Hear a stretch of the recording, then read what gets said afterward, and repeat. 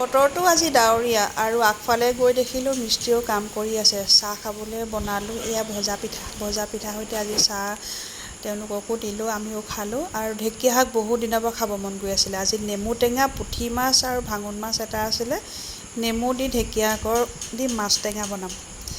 এয়া ঢেকীয়াখিনি কাটি বাছি নিমখ আৰু হালধি দি সিজাই ল'লোঁ। তাৰপৰা ভাজি ৰখা মাছ দিলোঁ। এতিয়া নেমু টেঙা চেপি দিম আৰু টেঙা হোৱাকৈ।